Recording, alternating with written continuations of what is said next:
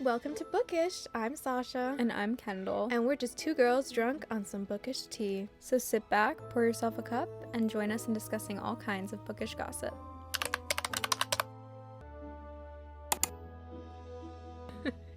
Hi, guys. Welcome back. Welcome back. Sasha and I just can't stop talking today. We're talking so much. You don't understand. Like, this is probably... It's been like an hour and a half since we've met up, and now we're finally recording. But we started recording, but then we were not talking about the episode content at all. No, we were just talking about everything. I don't know. I was trying to think of a saying, and then I was like, Sasha just relayed a funny story of our journey together as friends. I'm gonna share it. Yeah. So Kendall is my best friend's sister, and that's how I met her. And I feel like we have a long history because we worked the same job. We obviously went to the same college. But I was just telling her, because she was like, oh, Kendall, something about your name. And I was like, no, like, I really liked the name Kendall before I met you. Yeah. And then we were talking about how in middle school, because we went to the same middle school as well, but we weren't really friends then. I think she was just my sister's friend. I was her sister's friend, and I remember I had this distinct memory of walking past Kendall in the hallway, and like middle school era for us was like when we were in the same school, because Kendall's a little older than me, was like peak 2015, I think. 2016. You came in to middle school because my first year of middle school was 2012, I think. You were 2013. So it was around like 20, right? No, 2014, because you're 2 grades above me. But you're only a year and a half older than me. Yeah, I was in 8th grade. Okay. Yeah. Anyways, okay, so Tumblr core, emo. Literally, vibes. Tumblr core Kendall. Like, I was, 13, 12, 11, 13-year-old Sasha walks past Kendall in the hallway, and she is wearing probably, Doc Martens or something cool. I was definitely wearing. And that was my emo phase, so I had my little cherry Doc Martens that I still wear to this day. day. Iconic. Yeah. That never went out of style. No. She had her choker, her thick black choker, her long hair, and, her crop top, and probably, I don't remember. I just remember the choker and the hair, and I was like, damn, I cowered a little bit. I was like, fuck, she's so cool. I was like... It's so funny because I was so ugly. I'm sorry. And I know what she's talking about. There's this one photo. It's a selfie that exists out there. If I can find it, I will send it to you, and we will insert it. Insert right here. But I had this one choker, and it had a little flower in the middle. Iconic. And I would wear it with this burgundy crop top that was scalloped, around the sleeves and the hem. And I'd wear that with black jeans and my Docs. And I know, looking back on it, I was not looking good. I went on Accutane in high school, so I also there was this little kid who was he wasn't little, he was very tall, and on the bus. And I have to say this, he is of Polish descent, because he had a very, maybe not Polish, no, I think he was Polish. He had a very, thick Slavic accent. Mm-hmm. And he used to, I don't know why I have to say this, I guess I'm just painting the picture. Yeah. But... he used to call me pepperoni face on the bus, but he would say it in a Polish accent. That's why I have to say it. I can't do it pepperoni face. The P's were really so mean. enunciated. And get a little spittle in there. Oh my pepperoni God. face. Anyway, I don't know why I said that. I think just upon the reflection of middle school. Kendall was so cool. Okay. Thanks, and Sasha. Whatever she says is wrong, because though I'm not that much younger than you, but I just thought you were so cool.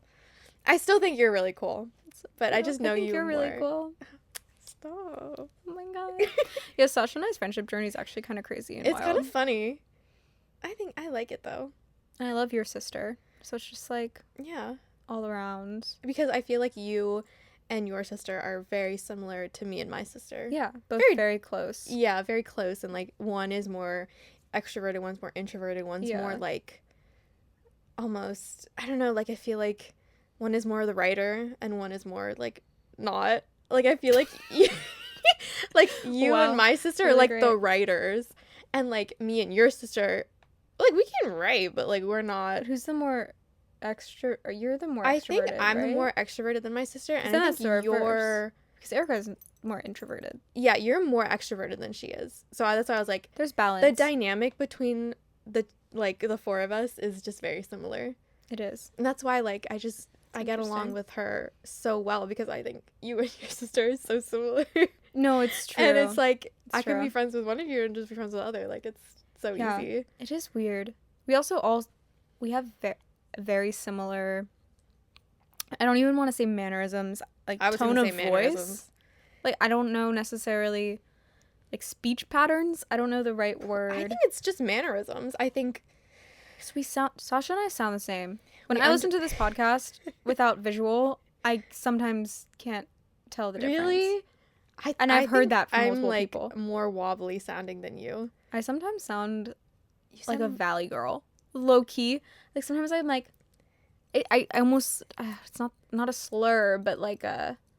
I think I get what you're saying. Do you know what I mean? Yeah. Like, do you know what I mean? Like, I pull it out. Kind of, like, I elongate. Yeah. No, I think I'm the same. Word. Like, I think the older I'm getting, the more I'm talking, like... Yeah.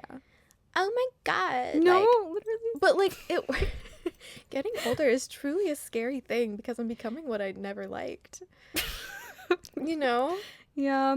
Anyway, into the episode. We didn't do spilled tea. Well, that was like kind of spilled tea. That was like a little history lesson of Bookish for you guys. Oh my gosh. Look at our new mugs. So awkward. I don't know how to... Okay. Look at our new mugs. You have to hold it out.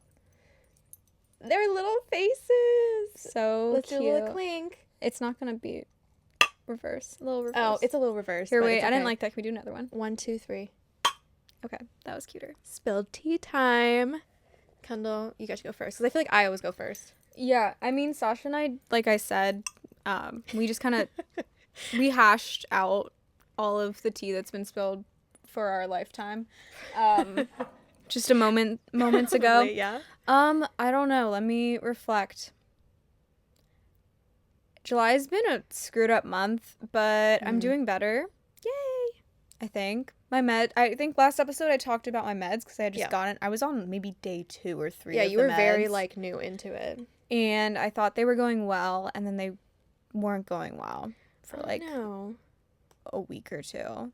I think I'm not gonna lie. One of the symptoms, and I don't know if this was a symptom, I don't know what was happening, but one of the symptoms is feelings of unreality. Ugh. And occasionally hallucinations.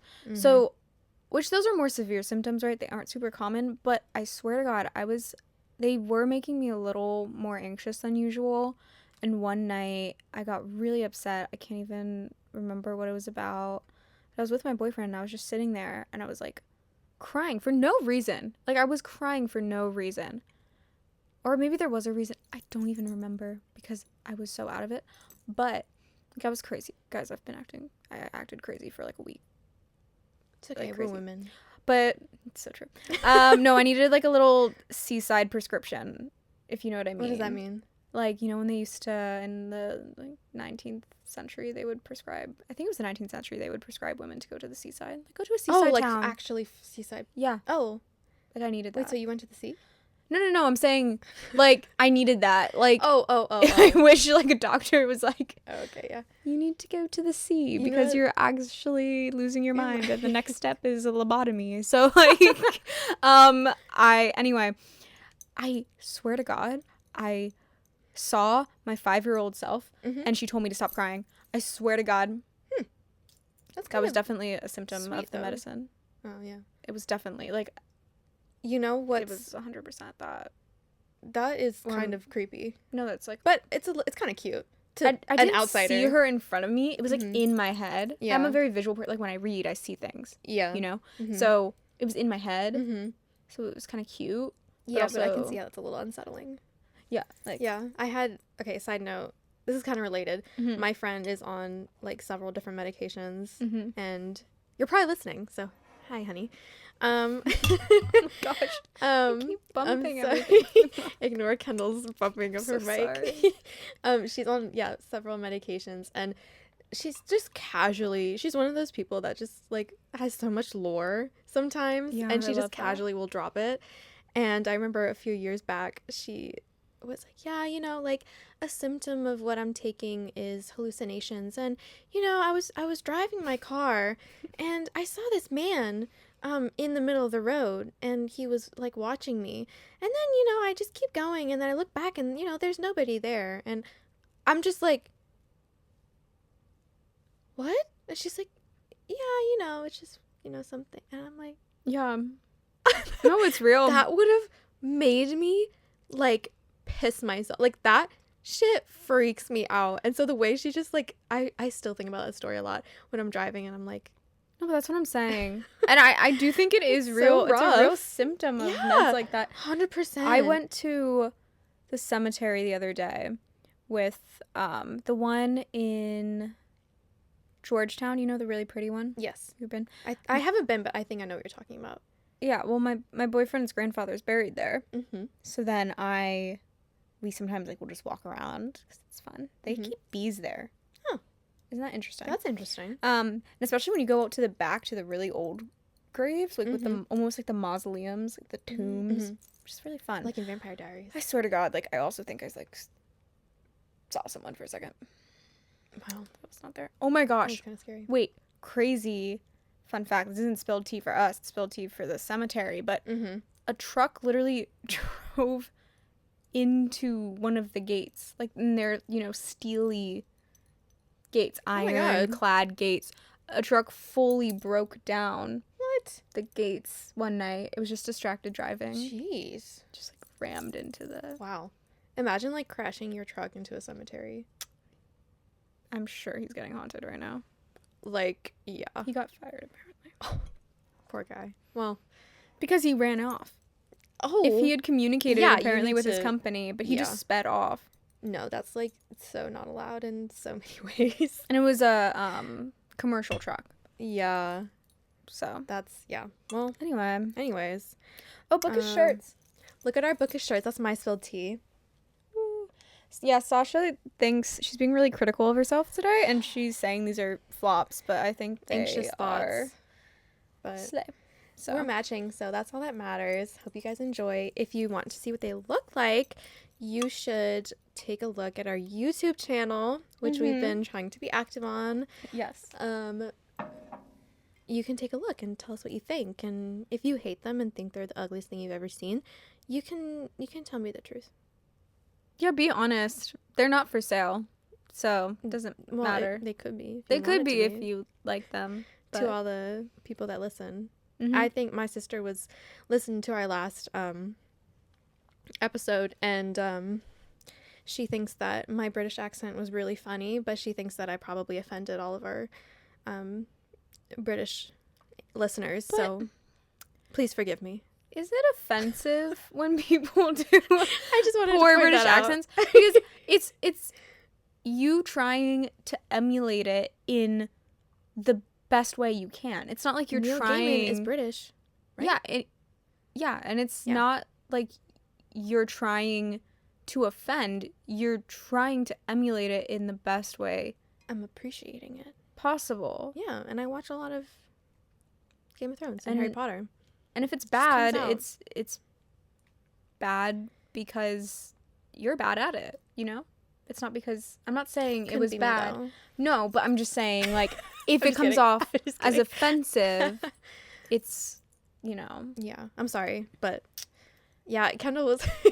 This is my spilled tea of the day. Kendall walks in and she's like, I could tell you were feeling a little anxious today because you keep apologizing for things. You're just apologizing for everything. And I was like, oh, I was trying to hide it. Can't hide it from me. Can't hide it from Kendall. Can't hide it from fellow anxious people. Like, it's just, you can't do it. It made me laugh. Yeah. So, shall we get into it? Yes. So we are talking about Book of Night by Holly Black. Yes. Our girl, Holly. Love Holly. This is a signed copy. Signed copy. You want to show everyone? All our YouTubers, sure, yeah. YouTube watchers. Everyone look at her signed copy. I'm jealous. Look at my little so cute book plate. I love it. So cute. Love. So cute. So cute. It's the only signed copy of any book I own. Mm-hmm. And I got it at Barnes & Noble. Love. like 2 years ago, I think. Yeah, you got it when it came out, didn't you? I believe so. Yeah, I remember you told me that. I think that was 2 years ago, right? Yeah, I think it's either 2022, I'm pretty sure. Yeah. Mm-hmm. I'm jealous. I have just the normal version. I bought You it, have though. a signed copy, though, of a Holly Black book. No. I thought it's signed. Was that not signed? No. Wait. Is it just a book plate? You got the package when you attended the event. Yeah, little side story. Yeah, I got a package, a virtual event that I attended, and I paid for the ticket, which also comes with, like, it's for the Prisoner's Throne, her, like, Elfhame, like, duology. That's after The Cruel Prince. Yeah. Side note, really good. I really need to read it. I love that series. Like, the first book is probably one of my favorite books. It's so good. Yeah. And they sent me a book, and they were like, it comes with a signed copy. Like, not a signed copy. Sorry. It comes with a signed book plate. Right. And I was like, oh, I don't even know what a book plate is. Yeah. And, you know, I looked it up, and I think it's just... It's just a postcard, almost. Yeah. And it was just a sticky note. Oh, it was literally just a sticky note? And I was like, oh, okay. I appreciate it. Well, because... It was a small business that was hosting it. This is a book plate. That's a book plate. Yeah. You stick it to your book. It wasn't a book plate. I've seen it done where it's just almost like a postcard. It was trying to be a postcard, but it was just a sticky note. Stable. With my name written on it. And Holly's signature. You know, I'm fine with it. It was just, I just thought it was funny. Like, I wasn't like, oh my God. Like, I was just, okay, you know, that's life. You're just like, this is low effort. Low effort, but it was like a small bookstore in, like, I'm sorry, like, middle of nowhere, and they were hosting this virtual thing, and I was like, you know what, it's okay. It's also hard to sign things. Yeah, and I can't imagine. I'm just like, it's just funny to me that they were like, book plate, and this, and this, and this, and it was just a sticky note. You know what I just thought of? If you had to sign anything in excess, you would have to wear your wrist wrap. Don't bring that up. Don't bring my wrist wrap into this. You totally would. Don't bring that in. That's so funny. It's an elbow wrap, not a wrist wrap. I think we've talked about it before, but yeah, when Sasha and I worked at our ice cream job, it still bothers me. I can't. She got what did you necessarily get? I got tennis elbow. Yeah, from scooping ice cream, and she came in one day wearing this, like, special, I don't know, like, it was like wrap, sling, whatever. Yeah, it was a brace kind of thing. A brace. It puts pressure on some muscle on your elbow, which was what was bothering my elbow and my right wrist. And you laughed. It's so funny. Have wrist issues. I swear to God. I mean, scooping ice cream's hard. I will say, scooping ice cream is actually hard. I have bad wrists. It's just funny. And I swear that it was just funny walking in and like, Sasha, really? Like, all of our wrists hurt. No, I was like in crippling pain. Oh. I have bad joints. Like, even like, I don't know if you can hear that. My sister hates when I do that. Like, no, that was bad. This thing will get so stiff now. Like, I think my wrist is ruined for life. Well, I haven't worked that job in almost a year now. There's no reason it should be doing that. I'm sorry to make fun of you if that ever hurt your feelings. It's okay, However, it's funny. It is kind of funny. It's a little funny. But I have to do the drama for the content. Kendall, I could be so wrong, but because like back in the day, I used to thoroughly stalk Sarah J. Maas's Instagram, like go all the way back. Sometimes I just do that for fun, just because I was obsessed with her. Yeah. And I'm pretty sure she also had to wear one of those once. Like, I think there's a picture on her Instagram of her, like, a pile of her signed books, and she's wearing a brace. Hot girls have I'm going to try and find that now. If we can find that, we're going to insert a photo. Yes. And no hate to my wrist problems. Because Sarah J. Maas understands me. Yeah, she's a girly. She gets okay, it. Funny story though. My mom actually got like a doctor diagnosed her with tennis elbow because she vacuumed too much. Oh my God, that's gonna happen to me. That's crazy. But I think I get my like bad joints. I think I got like my bad like wrist. I don't know. Genetic. I think it's genetic. Anyways, let's move on to Book of Night. Again, like I said, we're just gonna we're gonna go on so many. We've had a lot of coffee today, so. Yep. This is my second cup. That's my second cup. I thought that's your third. No, it's my second. I had a fat one this morning, though. Oh, okay. Yeah. Okay.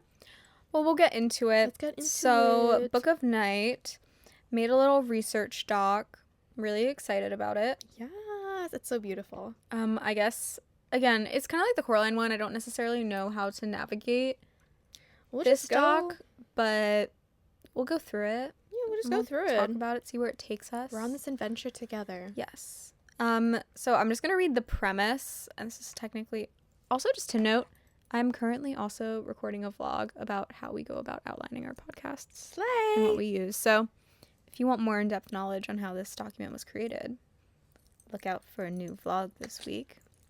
Wink, wink. Anyway, I also realized I say anyway a lot. It's okay. I think I say like. I also say Yeah, I think I say too. It's okay. I think I say it's okay. It's okay. It's okay. It's okay. Anyway, so oh my god. You just See, did it. I'm telling you. Sorry. I can't. It's really funny. It's my awkward pause word. About to say it again, not gonna say it. We are chronically awkward people, I feel like sometimes. Yeah. Okay. Okay. Goodreads summary. It's okay. Go. Wait, no, I was gonna read the premise. Oh, podcast You're premise. gonna read I'm the reading summary, the summary. though, Okay, but she's reading I'll the read the premise. Okay, go ahead. Okay, so the premise of this episode is essentially that Book of Night is Charlie Hall's Book of Shadows, or shadow work journal, unpacking her entire shadow from childhood into adulthood. If you don't know, Charlie Hall is the protagonist in Holly Black's premiere adult novel. And I'll get into what a Book of Shadows is, what shadow work is, and all that. I just learned all this today. I didn't know this was a thing. The more you know. More you know. You know, it's very philosophical. But honestly, the first part of this episode I think might be spoiler free. She's just going to read the summary and then we'll get into what the shadow is, and then spoilers more toward the end. Yeah, we'll give a spoiler warning. If we're going to spoil the end, because the end is like honestly my favorite part. So good. It's the biggest like plot twist. Never read a plot twist like that. No, I haven't either. It was wild. It was pretty good. Okay, so here's our summary for Book of Night, and it's from Goodreads. This is kind of repetitive, but Holly Black makes her adult debut with Book of Night, a modern dark fantasy of shadowy thieves and secret societies. In Charlie Hall's world, shadows can be altered for entertainment and cosmetic preferences, but also to increase power and influence. You can alter someone's feelings and memories, but manipulating shadows has a cost, with the potential to take hours or days from your life. Your shadow holds all the parts of you that you want to keep hidden, a second self, standing just to your left, walking behind you in lit rooms, and sometimes it has a life of its own. Sorry, I need to reposition. Okay. Charlie is a low-level con artist working as a bartender while trying to distance herself from the powerful and dangerous underground world of shadow trading. She gets by doing odd jobs for her patrons and the naive new money in her town at the edge of the Is it Berkshires or Berkshires? I think Berkshires. Berkshires? I'm not sure. Okay. But when a terrible figure from her past returns, Charlie's present life is thrown into chaos and her future seems, at best, unclear and at worst, non-existent. Dun, dun, dun. Determined to survive, Charlie throws herself into a maelstrom of secrets and murder, setting her against a cast of doppelgangers, mercurial billionaires, shadow thieves, and her own sister, all desperate to control the magic of the shadows. Mercurial is such a good word. I can't read. Plot twist. Plot twist. She's illiterate. I'm illiterate. Sorry. No. It was a long summary. Sometimes I like the Goodreads summaries more, but maybe in this case it was a little. It's okay. I hope that gave you a sense of what we're talking about in this book and kind of what's happening. I think it was a good segue into what we're talking about today. So I guess going into that and from the premise, basically this book blew my mind because as I was telling Sasha earlier, shadow work is a big part of certain therapies and whatnot because it's a Jungian theory. And I thought you said onion. Jungian, onion. Potato, Same guy. Same guy. Same guy. Same thing. But anyway, because of that, my boyfriend actually recently read a book on shadow theory. We've been having lots of discussions about it. And the book he read, I wish I knew the name, but it coincides with fairy tales. Like shadow theory and fairy tales coincide because Jung came up with a bunch of archetypes that are in a lot of fairy tales. Yeah. And anyway, this book is basically unpacking the protagonist's shadow, and we can go in to what a shadow is. Mm-hmm. So there's a difference between the shadow and a shadow, right? Kind of. Okay. We'll read the first part of what is a shadow, and then we'll get into it.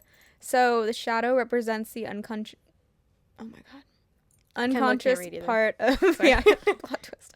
Part of our mind that contains repressed aspects of ourselves. This includes traits, emotions, and desires that we consider socially unacceptable, harmful, or undesirable. It embodies our inner darkness and the parts of ourselves we hide. And then just to continue that, a shadow is an individual manifestation of the collective shadow concept, to answer Sasha's question. Mm-hmm. And it's unique to each person. It comprises the qualities and traits we criticize in others, reflecting parts of ourselves we refuse to accept. The shadow is emotional, driven by primal instincts, and often concealed by the conscious mind. It's very philosophical. Okay. It is. Mm-hmm. And it's very interesting because, and we can get a little more into it later, but the book itself is kind of split, like in the split point of view, it has it has time lapses, I guess. So it's like a present and the past. Yeah, and you go into Charlie, the protagonist's childhood, to kind of see where these traumas that made up her shadow like came from. So you understand developmentally, because your shadow starts when you're a kid, and it's you know, like when you shouldn't scream but you want to scream because your sister stole like your pony or whatever, or your doll. She has a lot of trauma in the childhood though. Oh yeah, like not like that. It's like, but that's how a normal person's shadow could form. And that's ultimately, I guess this is a little spoiler, but that's ultimately why Charlie's able to manifest a shadow that is powerful enough for her to be able to harness its powers, because she has endured more trauma than, say, her sister, who really wants her shadow to do something magical, right? Yeah, I forget the name. Glow mist? Yeah. But just because your shadow has powers doesn't mean you're a glow mist, right? Or does it? Once it awakens, you're a glow mist. You can become one if your shadow's awakened, because you can like teach it to do things and stuff, but you need to like practice. Like, you don't just become a glow mist. Like, you need to. Yeah. But that brings me to the point, I feel like, because it gets triggered by this traumatic event. And maybe to become a glow mist, that's when you start unpacking your shadow. I think, yeah, it must be something like that. In order to get that power, you have to kind of do the shadow work. That was where I was kind of torn. I wasn't sure if it's, so it's this trauma you endure that unlocks the shadow or makes you aware of it. Because it's confusing, because they're aware of their shadows the entire time. But in reality, people are unaware, usually, that this part of them exists. So in this universe, and they just in this world, they describe it as a very new, like, a new practice. Like, it's something that's become normal. That's become like they, like, in the summary it says for cosmetic purposes. So some like celebrities will buy other people's shadows and like make them whatever. Like, I just found that to be very interesting too. Like, it's not all an underground society. Like, it's just something that just became glorified and normalized. Which is interesting, because maybe that is a nod to the fact that shadow work is more predominantly practiced in society today than it was. Yeah. So it was more of just like a theoretical concept. But it's also intriguing the cross between shadow theory and witchcraft. Specifically, like, I know I think Wicca specifically keep a book of shadows. I don't know if that's for all pagan practices, but I think it's interesting because a book of shadows is literally just shadow work. Yeah. Like, for witches. And I was trying to determine the cross between Jung and witches, and I read somewhere that it was an archetype, but it's not a Jungian archetype, I don't think. But I was saying in the vlog, actually, when I was recording the vlog, that I follow this woman on Instagram, and she's like a witch, but she's also a therapist, so she really likes Jung. And she does a lot of dream work. That's what she does. She, like, I think her name is Psychic Dream Witch. Love that. That's an iconic name. Yeah, she has a lot of really good... I followed her page mainly because she has a lot of really cool memes. They're just, like, the niche girly witchy memes, and they're fun. Oh. But, yeah, her main therapeutic practice is, like, unpacking dreams, dream symbology. Symbology a word? Symbolism, I think. That's really embarrassing. Symbology is not a word. It's a word. I feel like it's a word. It's just might not be the... I need to look it up. You don't need to second guess yourself. No, I do. Oh, well, I wouldn't have noticed if you hadn't brought that up. Why is there no internet? You want me to look it up? My internet, like, keeps cutting out. Symbology. Sounds like oh, that's right. That's a word. The study or use of symbols. Nice. I eat my words. It reminds me of Wombology, the study of Wombo. That's a SpongeBob reference. Oh, is it? I never watched. You ever watched SpongeBob? No. Sad. It's okay. Were you not allowed? Were you one of those kids? Yeah. God. That's why I ended. Never mind. I was gonna say what? I was gonna say that's why I'm so normal. Okay. Be proud of that. No, it's funny because it's boring. I'm not. You aren't hip to Wumbo. No, I'm not. I don't get SpongeBob references, and I always feel really left out. I could just watch them. Like, there's an easy solution. No, you could literally just watch them all in one day. They're like 10 minutes long. I was watching SpongeBob last night, actually. I would do that. What can you watch SpongeBob on? Paramount Plus. Paramount Plus? Maybe. I'll watch it on YouTube. You might also be able to watch it on Amazon Prime. Maybe I'll see. I'm not sure. We'll do a SpongeBob episode. We should do a SpongeBob episode. Anyway, continuing though with the shadow theory, let's just get into this. Some more information, more research. So the integration and balance of the shadow. Acknowledging and integrating the shadow is crucial for psychological stability. Suppressing or denying it can lead to instability, while allowing it to dominate can be harmful. This is an important line, I think, when thinking about the book. In terms of the book. Yeah. The goal is to achieve balance by embracing the shadow as part of oneself, which can be accomplished through self-reflection and shadow work. I don't need to continue. And the benefits of shadow work include a greater internal strength. It increases confidence, self-esteem, promotes self-acceptance, because you're integrating the shadow rather than just, repressing it, shoving it back into the depths and just hating yourself.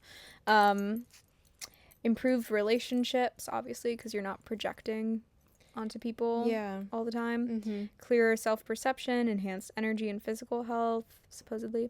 Psychological integration and maturity, and greater creativity. And that was actually the point that divided Freud and Jung. Creativity? Well, Freud had this stance that he believed in. Freud called it id, right? Like the id, the ego, superego. And Jung had this shadow theory, which they're basically the same because they're both. I actually included an image. We'll insert it of Jung's map of the mind. But the shadow is, if you acknowledge it, it's beneficial. That's what Jung thinks. Makes sense. Like, it's like the worst parts of you that you want to repress, so you need to acknowledge it if you want to. In order to be your best whole self and increase creativity and whatnot. But Freud thought it more so because it contains all the primal parts of you, right? Primal. Okay. Yeah, like the primal the parts of you that are really negative, and things that you have to, by being a member of society, learn to repress in order to be successful and to integrate into society, and, you know. So yeah, and that was his id. Like, he was like, the id needs to be suppressed. But Jung's like, no, we need to bring that out. Yeah. And that's like their main divide between like Freudians and Jungians. Which side do you think you fall on?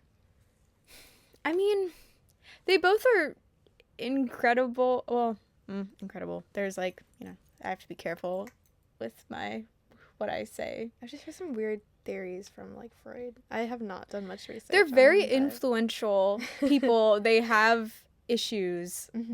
Obviously, we don't need to get into it, but who I agree with more. I mean, I like shadow work. I like shadow theory. I think it's fun. I think it's more girly pop. And no, I like the idea of, I'm all about, you know, I want to heal that trauma. I want to dig deep. That's what I would say I agree with as well. Yeah. And I think about it. This book's such a great example because I know I suppress all of my angry. Yeah. I'm not a presentingly angry person. But when I write, like, all that's why when I write a lot of like gory stuff and like very angry women and like a lot of blood. Like, I like writing that stuff because that's all the shit that's in the back of my head. And when you start, I realized, like, once I made that realization and I started thinking about all the angry thoughts I had and kind of bringing it to the surface, I kind of hated the person I was becoming because, like, that part of me was, like, coming out more. But then I feel like once you start acknowledging it and then you can regulate it, right? You can be that like, whole person. Like, kind of like a harmony. Yeah. Like reaching a harmony between... It's a little yin-yang vibe. That's a really good way of describing it. Yeah. So, yeah, I like that theory. I don't know if Dream theory is really interesting because I don't know much about it. I don't know how relevant dreams are, because dreams are supposedly, like, the unconscious becoming conscious. That's why, but, you know... Or you just eat cheese before bed, and then the cheese disagrees with your brain. I believe in that. I gotta say, though, this is a little side note on that. In 8th grade, I took AP Bio. I mean, 8th grade. Whoa, I would be so smart if I was taking AP Bio in 8th grade. Nah, I was gonna let you finish, girly. So I was gonna finish. We're like, no. Senior year of high school, I took AP Bio, and the seniors graduate. Oh, this wasn't senior year. This was junior year. Yeah, it was junior year. The seniors graduate, and it's predominantly a senior class, senior heavy class. Yeah, AP Bio is like, I didn't even take AP Bio. I don't know why I did that to myself. I thought I could be a STEM girly. Well, it's okay. You try new things. Yeah, I try new things. Yeah, and I failed, but it's okay. It's okay. But anyway, there was like 5 juniors left for like a whole month, so we got to do a final project and a full lab and come up with our own research project. And everyone in my class who, you know, were juniors, they actually all ended up, I believe, going into STEM and presenting real research. Well, you're here talking about books, so to each their own. Exactly. Who's more successful? Well, just keep watching. Just keep listening. We can turn the tables. But anyway, I was going to say that we were all pitching our research ideas. I think you've told me this story before. I think I have. My research idea was I would like to keep dream. I would maybe like to get some people involved in this, you know, participants in this research project, and we can keep dream journals, and I can analyze the effects of cheese on dreams. So we can, like, legitimately determine... Because I swear to God, it makes me go crazy. I legit pitched this to my AP Bio teacher. And everyone went silent. They went silent for a sec. God. The dumbest thing I could have said, but I meant it. So funny. I can just imagine you being, like, really passionate about it, too. I was so passionate about it. And then I couldn't actually think of anything, so my teacher told me, she's like, you should study mealworms and what they're attracted to. And I had this full setup, and I had these mealworms that I bought from PetSmart, and I completely skewed the data because it actually had no results, and I'm a bad scientist. The cheese would have been better. I'm Yeah. pro cheese. I think it was too advanced of a project. Yeah. Because I would have to get a lot of participants, and I'd also have to make sure they ate probably the same thing. Yeah, it'd have to be like the same kind of cheese at the same time with the same other foods. Exactly. It was just too advanced for your time. They weren't ready to accept it. I was literally the comedic relief in that AP Bio class. We had to do an activity once with a presentation, and everyone had really interesting, well thought out activities. I came up with puns. You also told me this story. Yeah, riddles. Like, I was like, Science science to all of puns. our bookish girlies that took AP Bio back in the day. Not me. Smart. Someone had the balls to do it though, and it wasn't me. Anyway, sorry for that tangent. It just, I enjoyed it. But anyway, So- this next part is important. The Mhm. consequences of repressing your shadow. Yeah. Repressing the shadow leads to the psychological phenomenon of projection. Very familiar with that. So projection, does that mean like taking it out on other people, or like affecting your external relationships? Is that really Yes. what that means? Okay. yeah, like you're just, when you hate yourself, you put it onto others. You know? Mm-hmm. Just how it be. That's how it be sometimes. That's how it be sometimes. Which, I was reading something, and they were like, you should think about your mother. I like was reading something on this, and they were like, think about like your mother, and think about when you get mad, like for no reason. I was like, so true. Because sometimes also when you see, you know, like your shadow reflected, when you see a mirror of yourself, Mm-hmm. you get really pissed.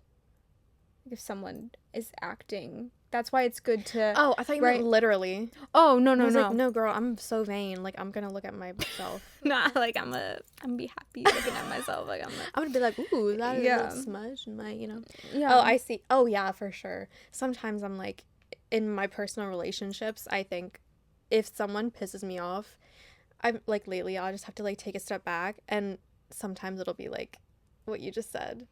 No, I'm like, oh, it's literally just because I hate that part of myself, and they just emulated that, and so I'm Yeah. Isn't that pissed. so interesting on how we do that? It's just like really will piss you off, like just. because you hate that part of yourself Mhm. and you don't acknowledge it. Mm-hmm. I just hear This is there was a weird beating in my headphone. Oh, So it's bizarre. my heart beating for you. We're getting deep here on the Aw, Bookish so podcast cute. today. This is a deep. It's We're a deep talking- topic. This is like low-key therapy. This makes me think about. I'm not very familiar with shadow work, so this is like my little philosophical thoughts of the day. Yes. And I'm trying to think. These were all the clear takeaways. I did put some archetypes on here, which we can discuss, but I think maybe like let's connect it to the book Yeah, in the because I quotes. think. Mm-hmm. 'Cause this is a bookish podcast. So that was the intro Yeah. to shadows and shadow work. Mhm. And a lot of people keep, right, I guess we kind of alluded to this.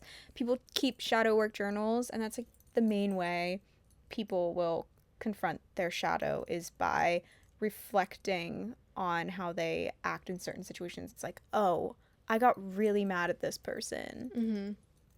for whatever reason. Like, why did I get mad? Is there parts of myself? Like, why did I get mad? Mm-hmm. So anyway, getting into the quotes. Sasha, do you want to read the first quote we put on there? Yes. The negative effects one. That's the first one, right? Yeah. Okay. First quote is the negative effects of repressing one's shadow. Revenge on everybody. That would fill her time. That would keep her busy. Keep her from feeling her feelings. If she couldn't be responsible or careful or good or loved, if she was doomed to be a lit match, then Charlie might as well go back to finding stuff to burn. When you repress your shadow, and you don't do the healing work, Mm-hmm. you don't do the shadow work, Yeah. you become an angry, bad person. Yeah, I can. And she's like, Charlie was very self-destructive in a lot of parts of this book, and you just see her like, I was wondering why, like, she's so hard on herself, and so she just like constantly is putting herself down in this book. And this makes sense if you think of it in the context of the shadow work, that she's repressing her shadow. Yeah. It makes sense because I was like, I thought there would be a redemption where she's like, you know what, like, I can do this, like, I'm capable, I'm like, that almost like doesn't really happen. She doesn't. She kind of hates her shadow. And like nothing really resolves. Like it kind of like the plot resolves, but her internal like repression doesn't really resolve. And I think that's so interesting because you can just kind of see her trying, because the book starts with her like trying a new start, fresh slate. Like she's trying to like get her sister into college. She's trying to like, you know, not put her family in danger. And then she just almost like regresses. Because there's no self-compassion. No. Or really even self-awareness. She's just doing what a lot of people do when they don't want to feel things. In this case, it says that she, keep her from feeling her feelings. A lot of times people do that by being overly selfless and just do things for everyone else instead of, because they're too scared. I do that, like too scared to help themselves and confront themselves. Yeah. And that's why she's working so hard to achieve these goals for other people, because she genuinely thinks she's a lost cause. And it's sad because, like, she's not an inherently bad person. Like, she very much gives off, like, she's, like, she's such an older sister. She's such an older sister. And, like, especially just because, like, Kendall's the older sister and I'm the younger sister, like, in our sister dynamics. And I know, like, my older sister, if she was some really, like, I don't want to say messed up, but, like, if she got conned by a magician at a young age and like, witnessed murders. If she's, like, a con artist and, like, I know she would act the same way because she would, like, you know, like, she just takes all the burden from her younger sister and she just pulls it to herself. And like, they're older, they're both like in their 20s. The sister is probably like her early 20s, and I think Charlie's like 28 or something. They mentioned they're kind of like our sisterly age differences. Yeah, a little sort bit. Of, yeah. And like, they're not that young, but like approaching mid-20s. Well, no, actually, I think is her sister. What's the name? Posey, I think. I think they actually said Posey's like, she's older. I think she's almost approaching her mid-20s.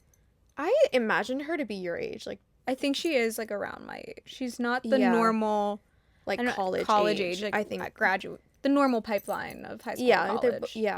So it's just interesting that she'll take on all of this stuff and like won't ask for help, doesn't give herself like much room to breathe or make mistakes or anything. And it's, I mean, a lot of the book she does it to like protect the younger sister. Yeah.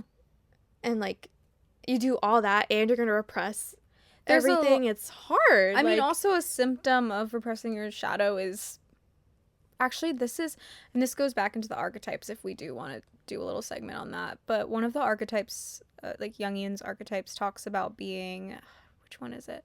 There's a lot of martyrdom where, you know, she kind of does, and this is a direct byproduct of older sister syndrome, is martyr behavior. You take everything on and then you kind of like victimize yourself a little bit and you become a martyr. You take like all the bullets and no one's asking you to. And then you kind of like complain about it. You're like my life, I do all this and blah blah blah, like my life is so hard and I do all this for you, and it's like, no one asked, girl. But it's like you're an older sister. Yeah. And that's ingrained in you. That's and Charlie's, it's very specific. She has a really not great parental relationship. No, not at all. Like, her mom is, like, all over the place. Yeah. And I think she doesn't have stability. Yeah, no stability in her life, really. And that's why, like, Vince, who's another really big character in the book, that's why I think he was just, like, so appealing to her, because they, like, date and he's just so stable. Where, spoiler alert, he's not. Well, you actually realize he is the opposite. But he kind of is stable in a sense, though. Like, stable in being unstable? He does exactly what she's unable to do. He acknowledges his shadow and becomes the person that he was meant to be. She never does that. She literally, and this is a spoiler, that's a good point, severs her shadow and gives it to her sister. I'm like, there wasn't which really she didn't need to do. Like, no, I not wanted really a need to do that. I craved the redemption arc of her, like, confronting her shadow and harnessing the power. I wanted her to become an all-powerful she just completely ignores bitch. it. No, she's literally the like, whole book. No, I don't want to, like, touch it. And then she cuts it off and gives it to her sister. Period. Like, but, like, you know, she didn't need to do that. But really. It's a great example. Like, this book really is a book of night. Like, it's a book of darkness. She doesn't have much redemption. She not really doesn't ever. There's this one young quote that I like this a lot. This is a quote by Carl Jung from Psychology and Alchemy. There is no light without shadow, and no psychic wholeness without imperfection. I just think that's really interesting, because also people who suffer from that older sister syndrome, I think also, like you said, there's a lot of issues when it comes to perfectionism. Yeah. Being really hard on yourself, there's just no self-compassion. There's zero self-compassion. Yeah. And yeah, like, you can't unlock your shadow if you're not giving yourself that light, and if you're not embracing that imperfection, then it just stays hidden. Yeah. You can't. It's really sad. Like, honestly, this book's kind of sad. The book is kind of... Actually, yeah, it ends really sad. It's really good, but it's not going to make you feel all warm and fuzzy. There's really no happy ending. Nope. Which is why this book just, like, sticks with you. Like, I love books that I don't like a happy ending, honestly. Like, it just kind of regresses the point of a story sometimes, you know? Like, and a book like this where it's almost... I don't want to say... It's, like, in a fantasy it's urban fantasy. View, it's, like, pretty simple. But then, like, the actual plot, it's, like, there's a lot going on and so and such. But, like, it's kind of... Do you mean, like, the magic system simple? Well, I just feel like the setting is pretty... Because, like, Because it's urban fantasy, or... Yeah. Okay. I don't know, like, it's just... Like, the world building isn't necessarily super complex. Yeah, I think that's what I mean. Okay. And, like, the magic is complex. Yeah. But, I mean, and then also, like, the actual plot is, like, the general one is, like, big bad guy. She's trying to overthrow him. She overthrows him. But it's just, like, so much more than that. And I just love what the author did with this really amazing story, because I feel like all of us can like, in some way connect with Charlie. There's a lot of she's a sad girl. She's a sad girl, and there's, like, no one really but she's still a tough girl. Like, yeah, oh no, she's so tough. So it's like, she does a lot of shit in this book. I'm like, girl, you crazy. She's not pathetic whatsoever. No. Like, there's a lot of martyrdom, but there isn't a lot of victimization. No, like, she'll take responsibility for her fuck-ups. Yeah. Also. And she kind of embraces them. This is a great book to read if you're feeling horrible about yourself. Honestly, like, yeah. It is. Because... Acknowledge your shadow, baby. Because it's kind of like, you're real for that. Like, she'll just say something just really deep and kind of horrible about herself, but you're like, I feel that sometimes. Yeah, like, sometimes you're just in that, and I think as, like, a person because it's in, like, third person, so you're sometimes like, girl, just, like, you know, sometimes books like this, like, help me pull myself out of, like, that kind of thinking. Does that make sense? They do, because you're looking in on someone who is, you know, not doing well, so then it gives you perspective, because think about it, you're showing so much, you're building this connection with this character, You're showing that character a lot of self-compassion. You're rooting for this character just as you root for other people in your life from that type of perspective. But it's like when it comes to yourself, it's like you can't. Yeah. You know what I mean? So then you're like, wait, shut the fuck up. Yeah. You know, internally. And you're like, you're a bad bitch. Yeah. You got it. Oh my God. Super side note. This is a really big tangent. Okay. But I'm going to make it quick. The new Inside Out movie. I'm not normally the person that will so good. go. Yeah, I saw it. And I'm not normally the person that will go and like be into. Anyways, whatever. Like the part where like the anxiety and like the joy and sadness, like they all hug anxiety. Yeah. Girl. So good. Girl. I cried.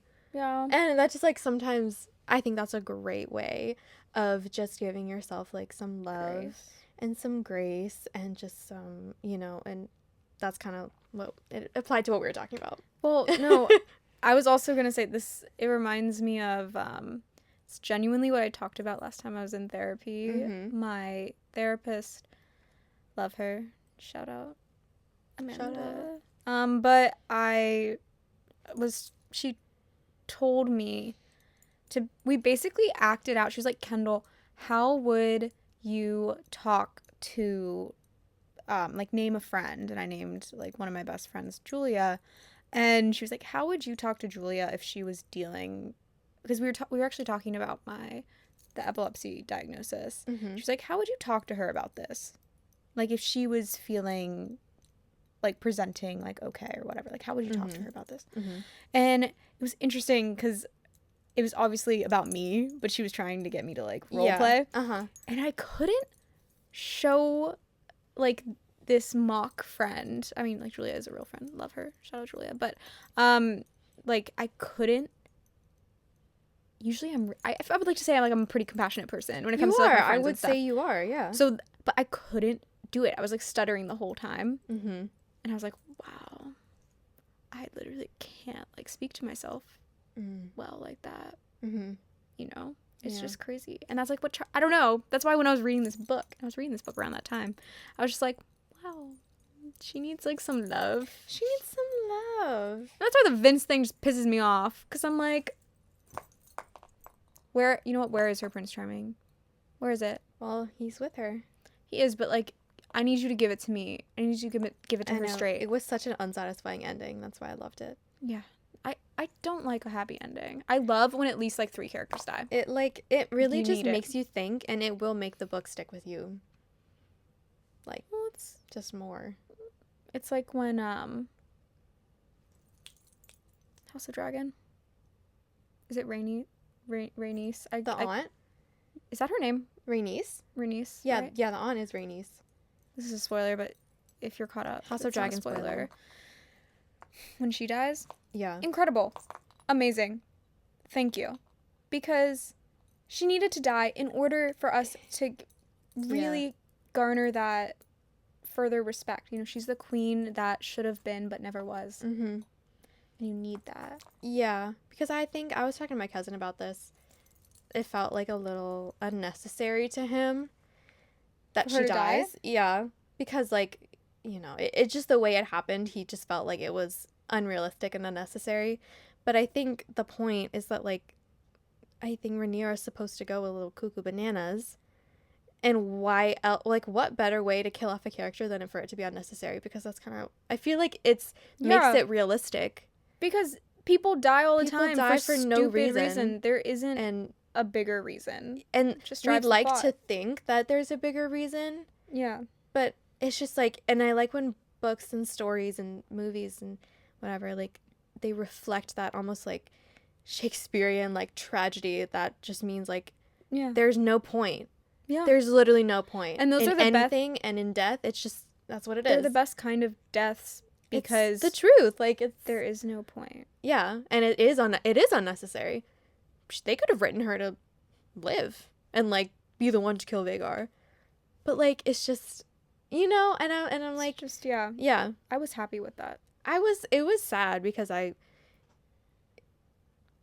just had to happen almost. No, it had to. Because she has to just isolate. Like, I feel like because she goes a little crazy, I think, you have to almost be isolated by the people who support you and love you. You have to get pushed out of your comfort zone. And kind of pushed out of your, like, sureness. Yeah. Because Rhaenyra almost seems, like, unsure now. I feel like know? it turns to... There's some plot drivers that can drive characters to act.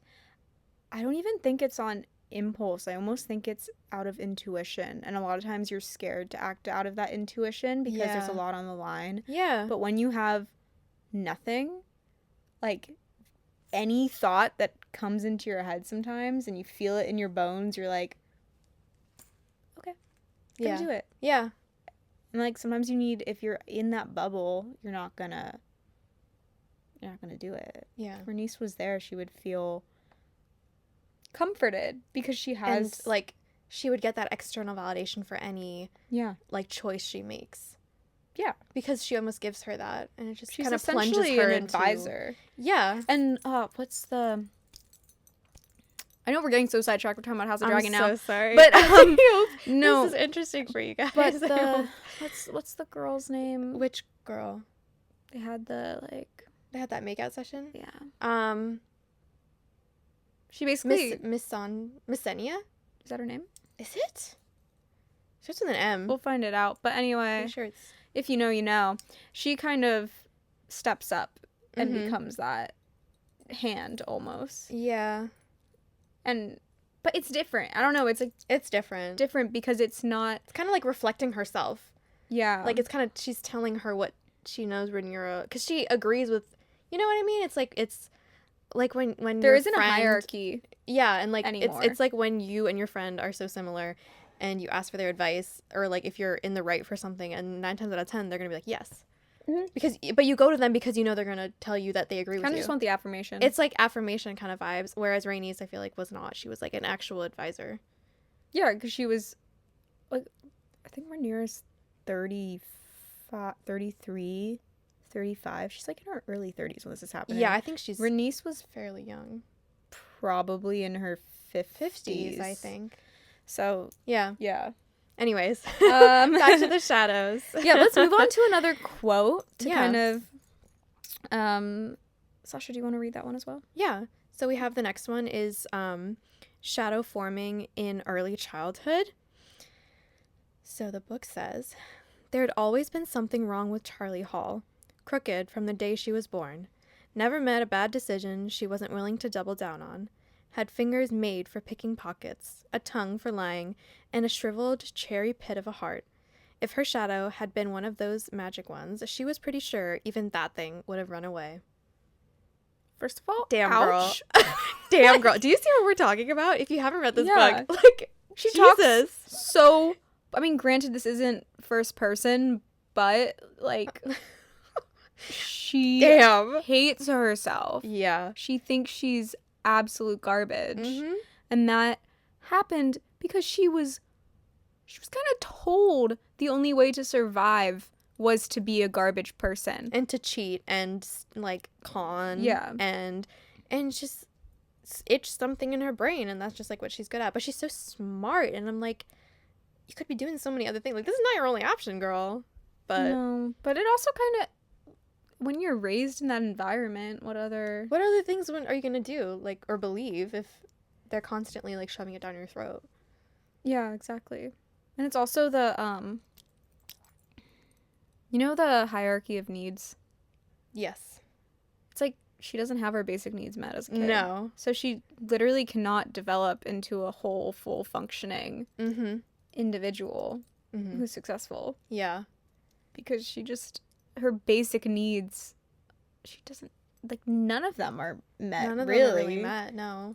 Especially in early childhood, like, you just see her mom is, like, super delusional, not realistic in, like, her issues and how to combat them, and she has, like, no, like, protection, there's no protectiveness over her daughters, and so, like, she dates a lot of different men, and, like, some of them, like, hit them, like, some of them, like, and, like, one of the boyfriends, like, taught Charlie to, like, con people, essentially, and it's just, like, she didn't have much of a role model or much of, like, right and wrong. Yeah. So it's just kind of, like, you don't blame her for ending up the way she did.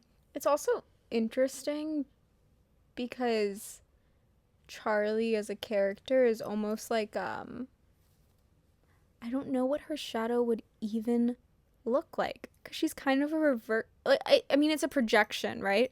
But at the same time, like, it's weird because it doesn't even feel like she's necessarily projecting something. It's just she is that way. But I guess that's the whole point of shadow theory, right? Is that like you're gonna be a bad person if you repress, because you have all this repressed all the like repression. feelings. Yeah. So Just answered my own question. I just like didn't think that through far enough. But wow, that was a great one. that was a good one. Should we do the next one? Yeah, let's do the next one. I don't remember what most of these are, so do you want to do it? Oh, I'll do it. Sorry. Awkward Sasha's the quote reader. Awkward pause. Okay, next one's about shadow work. So it says, "It takes bravery to be an adventurer," Odette said, lifting her drink and walking away. "And what better adventure than the discovery of our true selves?" Drop the mic. Drop the mic. Boom. That's a direct, That's like, deep. and that's just direct. Yeah. That's Holly Black being like, you have to acknowledge your shadow. Yeah, like all of your repressed things. In order to move on, you have to be brave to confront it. Yeah. It's hard to do. And in order to be better. Mm-hmm. This book's just crazy because it's just such a direct metaphor. It is really direct. It's just right there. Because there's a lot of books that I think allude to it. And you can speculate. But this is just... It's kind of in your face. It's just in your face. Yeah. Which is what I like about it. Yeah. It makes it even more beautiful. Mm-hmm. I think, I don't know, if you're into psychology at all, I feel like this would be a great book to read. I think just even like people who have a lot of repressed emotions and issues and just like trauma, period. Like, yeah, I think this book is just so good. it is. And it just really makes you think. It really does. And it's almost like therapeutic. tears you for me. apart. It tears you apart. It does. It tears And- you apart and stitches you back together. Well, that's the whole point also of shadow work. Like, Mm-hmm. it's going to break you down and make you... You're going to cry. You're going to probably become a worse person before you become a better one. But it's all for something. Mm-hmm. And that's what this next quote... I'll read this next one. This one hurts me. Mm-hmm. This one hurts me. "And then I had to learn how to be a person all the time I tried to be for you."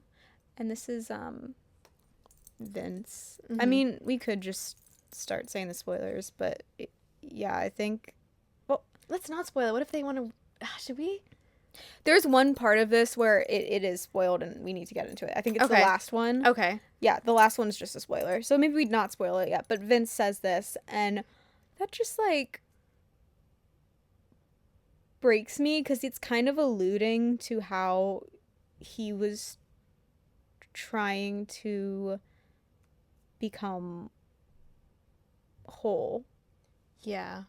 You know, like, he was trying really hard to figure out his own shit Mm-hmm. and unpack all of that in order to be a good partner. And that fully alludes to how one of the benefits of shadow work, right? It has a positive effect on your relationships. Yeah, because like the people around you. Yeah, because you're not projecting Yeah.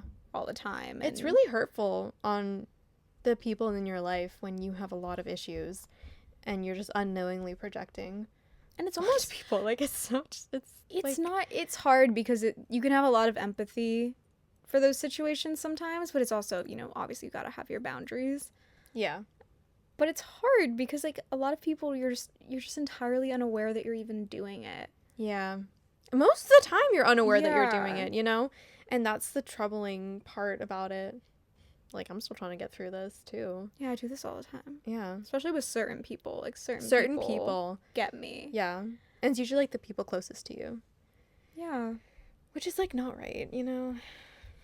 No, and I think this is a prime example, and that's why I think this, like, hits so hard.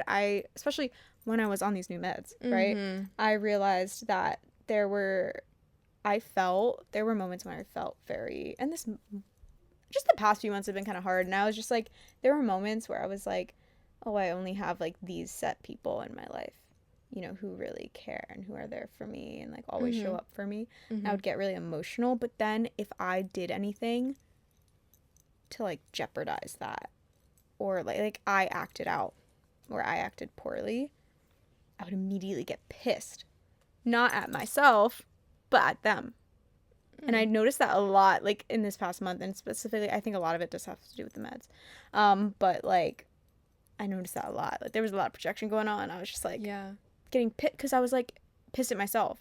But I was getting pissed at them because I was acting out. Yeah. Because I got scared that they would, like, leave. You know? Yeah. Vibes. This episode's really deep. We're getting like really feel like I'm into it. I feel like I'm in therapy. I'm sorry if you like were clicking on this to like feel happy. Yeah, no. This is not a happy episode. So sorry. I'm gonna put that in the description. Not a happy. Do not watch. Disclaimer. Trying to feel better. Actually, no. This will make you feel better. This is an important conversation.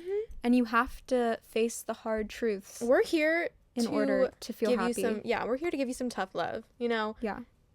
We can all be better people. And we all have issues. Yes. It's the truth. That's on growth. We all mess up all the time. Anyway, do you want to read the next one for what is the shadow? What is the shadow? Best description. Kendall have in all caps best description next to that. Okay, let's get into it. This was what he'd learned from being Remy's shadow. If there was a problem, he was supposed to throw himself at it. He was supposed to let himself get captured so he could try to kill an ancient blight. Was supposed to give up his freedom to make sure... Is it Cabal? I think so, yeah. To make sure the Cabal wouldn't feel threatened. If there was a difficult emotion, he was the one who was supposed to feel it. This line made me cry in the book. This whole excerpt actually made me cry. Yeah. I was like... But I was also, like, blown away. Because I was like, that is the best representation of what the shadow is. It takes all the blows for you. And it's when you repress trauma, that's your body and your brain protecting you. Yeah. And like in this book, when it's manifested into something, you know, tangible, it's like literally something that's taking all your blows. Yeah. And hates itself because of it. And this character, he really like literally takes all of the blows. Literally. So that the actual, like, this quote is about a shadow. And he he does all the dirty work, takes all the bad emotions for the person, like his person who he's the shadow for. And I remember reading that and I was like, aw. God damn. Aw. And it almost makes you feel like and that's what's so beautiful about this book. It makes it tangible and it makes you empathize with the bad part of you. And I think that's shown in a lot of books, like with morally gray characters, but in this book it's literally a part of you. Yeah. So it's like, that's a good way of explaining it. Yeah. And it's like, oh, well, like that part of my like consciousness or unconsciousness like is just like there. It's just trying sad and upset and like I could embrace it, you know, and heal it so it doesn't hate itself. Yeah. And by hate itself, like that, you're talking about yourself in third person. That's why you hate yourself. Stop hating yourself. Yeah, girl. Come also, on now. I just have to note we have a ring light set up and it's so bright and I'm seeing the ring all over, like in my plane of vision. Because it's so bright. It's really bright. Like every time I blink, I'm seeing this blue ring everywhere. Like the video for #light damage. I don't know. Like I'm closing my eyes and I just see a ring. Mine is the same. The things we do for you all. We have to look pretty though. Make sure you look pretty for you. Yes. Okay. We got one more. This one is crazy. Do you wanna read it, Sasha? I'll read it unless you want to read it. You can read it. I'll read it. Okay. Last one is called "Becoming Whole is the Key to Inner Peace and Power." Very powerful statement right there. Oh yeah. We met before. Do you remember? Don't look behind you. Charlie didn't speak for a long moment. It wasn't as though the thought hadn't crossed her mind, but she'd had a hard time believing it. In the library. I suppose you wanted it to be Remy who saved you, the shadow said, voice soft, not red. Charlie wasn't about to answer that. Yes, she had the naive desire for the sort of romance a palm reader would trace on the inside of a hand. A faded love, begun in childhood. Love was a family religion, passed down to her when she'd been too young to protect herself from belief. And it says, Charlie didn't want the shadow to save her, as it's composed of all the repressed and often negative emotions. But when one acknowledges their shadow, they become whole and step into their true self and true power. So this is just, and I read that last little excerpt, Yeah. but it's just an example of, a tangible example of Charlie facing a shadow. And this is a little different because it's not her own, but Yeah. and this is initial. She eventually doesn't have these same negative feelings, but initially she's like kind of rejecting it. Like she's like, Yeah. this is not what I wanted. Of course I was put in this situation. Yeah. Of course it's like that self-pity this thing. Yeah, like she's victimizing herself. Mm-hmm. But I just think it's another metaphor for her not wanting to confront her own stuff. Yeah, like she often says in the book, like, she'll run away from something, and I think this is another example where she, not physically, but like mentally, she's just running away from the truth. Yeah, and if she weren't to do that, she would be able to further step into power and something good. It's just like another metaphor for her self-sabotage. Mm-hmm. Like if you let it happen, then maybe good things could come. There's a reason good things don't come to you. Yeah. If you're just I feel like Charlie Hall is just just so tightly strung and just she's very willful. Yeah. Which I love. Like, I love Charlie Hall. I think she's a great character. Yeah. Very complex. Mm-hmm. And I didn't even think, like, in some of her decisions, I didn't even necessarily want to stop her. There's some characters where you're like, it's like when you're watching it on TV and you want to throw the remote at the TV. Like, the fuck? Why would you do that? I'm honestly such a gullible reader. Yeah. So I'm just like, okay, like, yeah, like, that's a good decision. Yeah, no, literally, I'm like, it's for the plot. It's for the plot. Like, I'll just be like, okay. Yeah, good decision. Like, I'm not even one of those people that's like, like, I wouldn't do that. Like, I'm just kind of dumb when I'm a reader. Like, I'm not the kind of person that's going to You're here to read. I'm here to read what the author wrote observing. For me. Yeah. I'm just here for the ride. I'm not here to critique. I love it for the plot decision, so. Yeah. But yeah, I don't know. Charlie I think she is a really strong character. Yeah. And I'm excited because I'm pretty sure there is another book coming out. There's another book? Can you look it up? Oh my God. Wi-Fi. There is, I'm pretty sure. I thought this was a standalone. It's not a standalone. There is another book coming, I believe. Tell me I'm right. Am I right? I think there is. Oh my God, am I wrong? Oh, Thief of Night is the second one. Yeah. Oh, wait. Thief of Night. Hold on. We're looking it up right now. Holly Black confirmed on her Instagram that Book of Night is a duology. She's like the queen of duologies. I love it. I love a duology. I'm not... Okay, but yeah, she confirmed it. Mm-hmm. So I guess what I'm really excited about in this next book and Charlie's journey. Did you discover something? I discovered expected publication date is January 2025. Which is honestly not that far away. Soon. That's like 6 months. We gotta go to a little release party. I would genuinely like nothing more. We definitely should do that. We should treat ourselves. Yes! Because I'm so excited. I feel like because this is definitely based in shadow theory and everything, I think Charlie, she ends the book still like acknowledging it. Almost, it's like she accepts the idea of a shadow, of the negative. She accepts it, but she's still repressing her own. Yeah, like nothing really gets resolved. Yeah, like but because she's kind of entered that stage of acceptance. Mm-hmm. I wonder if in this next book she might really start to I grow would love to see that. and Yeah. like unpack her own shadow and Mm-hmm. really step into her power, because she does do things that are badass, but it's not for herself. Yeah. You Like, she know? does it out of almost like survival mode. Yeah. Like, out of panic. Exactly. And it's just, So hopefully this next book I'm so excited now. I thought it was a standalone. No. Wow. Great news. Very great news. I'm really excited. Yeah. I feel like that's a good place to stop, honestly. Yeah. We could probably yap some more. You know us. We can literally talk about anything for on and on and on, but you know, this episode kind of made me emotional. I know, like, this really, like, rereading those quotes too, just like, yeah.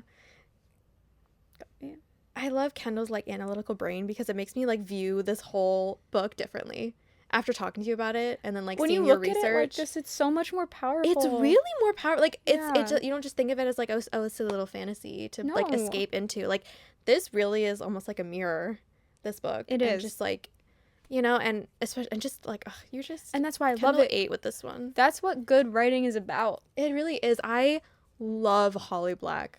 She's such a good writer. I am a whore for her. She's so good.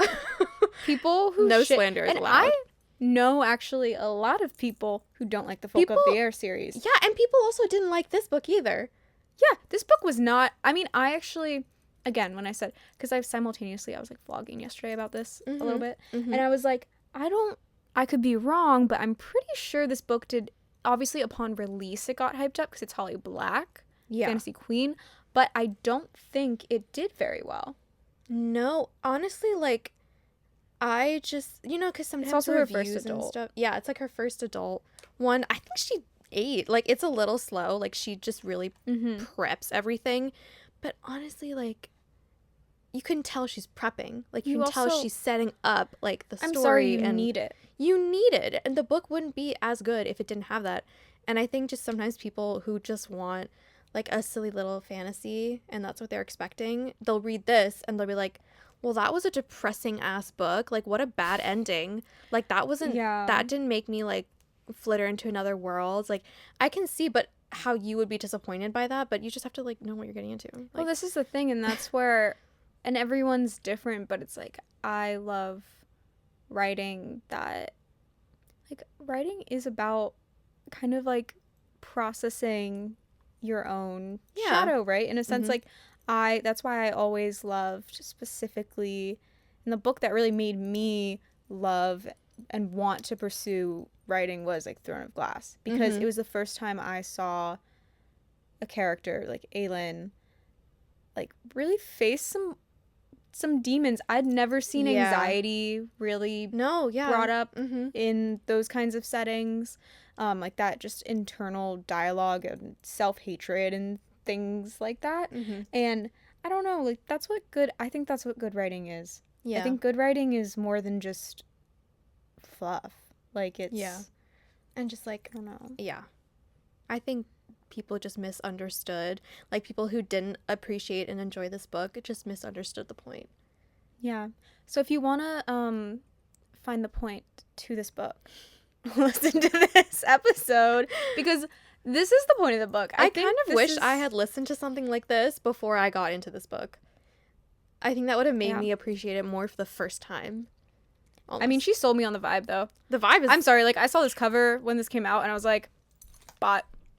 Immediate, yes. I mean, it's Holly Black, but on top of that, like, are you kidding? Holly Black, the woman you are.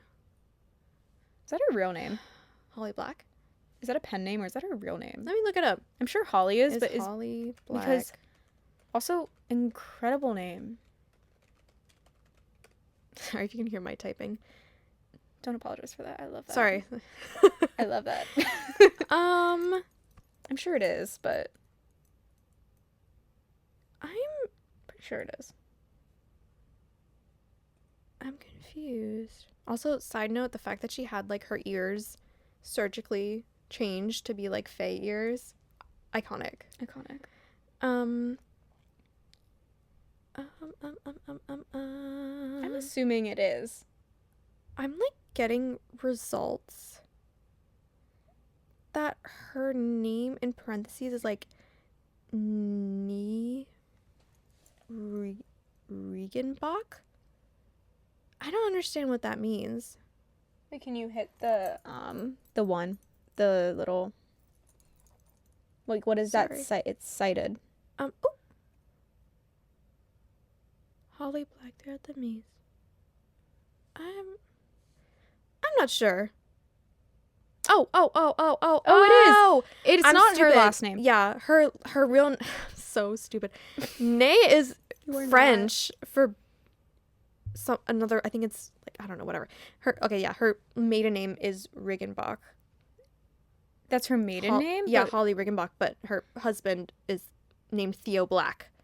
Oh. So she just, honestly, lucky woman. Badass. That's a great name. So sorry. That took us a second to like piece that together. Mm-hmm. Sorry for the, No, I'm not sorry. Not sorry. I'm saying sorry too much today. Love yourself. Anyways, thanks for listening. Love yourself. Hashtag love yourself is today's don't theme. hate yourself. Exactly. And hashtag, sorry, is this cringy? Hashtag I think it embrace is your cringy. shadow. I think it is cringy, but we don't care. I like that I'm cringy. We're cringy girls. I know. You know what? Actually, no. Yeah. No, but actually, no. In the snippet, I think it was the last snippet of, it was a reel we posted, and it was us saying we're obnoxious. Like, we need to talk better about ourselves. I'm sorry. Yeah, you know what? I meant it positively, but still. Cheers to acknowledging our shadows and being kinder to ourselves. Period. Okay. And that's how we'll leave you guys. Logging off. Thank you so much for listening. Love you. We'll see you soon. Bye. Bye.